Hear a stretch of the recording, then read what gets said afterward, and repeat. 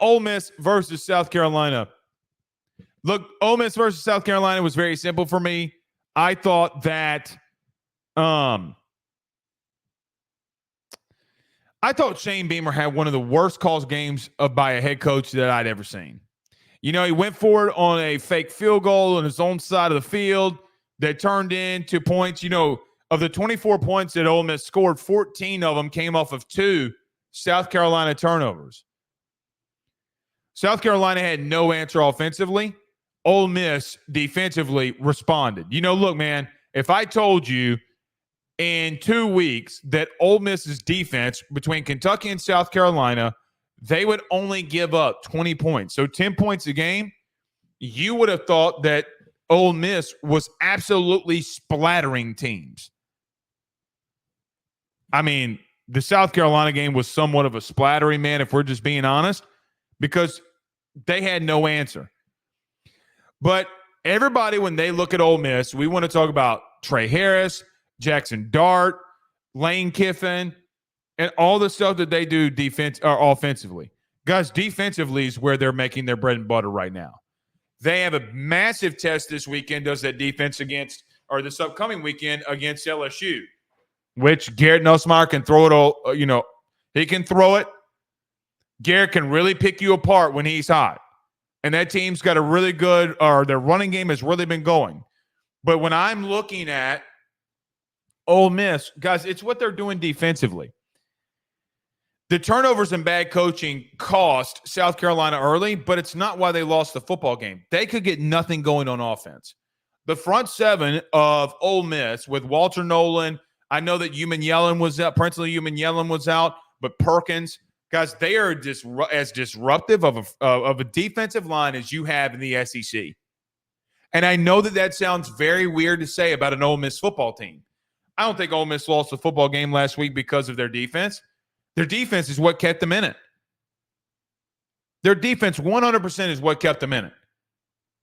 But that unit, that defensive unit for Ole Miss is one of the best in the SEC, if not one of the top 10, 15, 20 defenses in the country. Guys, Walter Nolan is as advertised. That kid can really play. You know, what gets missed is, he'll have a game where he has like 2 tackles and people are like, oh, see, you're paying all that money for 2 tackles. Did you watch South Carolina this past weekend? Did you see him in Perkins?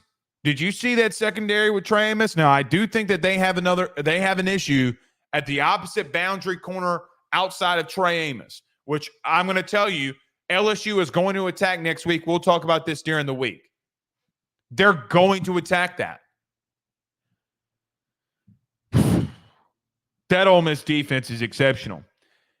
Ole Miss did not have a lot of big plays offensively. I don't think that they look great offensively. I'm glad that J.J. Pegues, the defensive line, speaking of Ole Miss's defensive line, guys, they have a defensive lineman that has more rushing touchdowns than most running backs in the SEC right now. Want to talk about how good their D-line is? They're using him at running back to get touchdowns. One of them, which J.J. Pegues, guys, was making massive plays on the defensive side of the football. That kid's just an athlete. That kid's just a baller.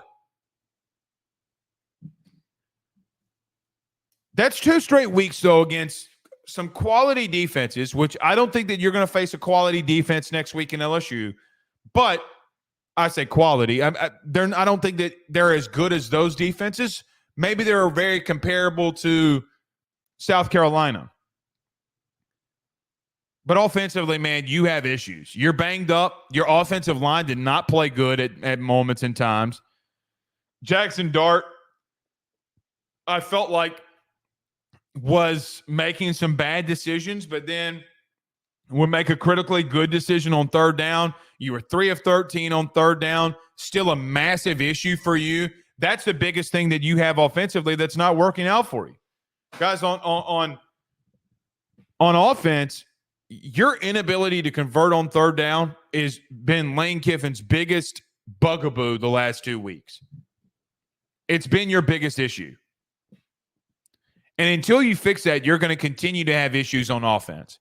I don't know if you have a running game that's that's good enough. I don't think that you have a running game that's shown me that they can be high quality. Look, it's very good that you were able to go into a very hostile, very tough environment and pull out a win.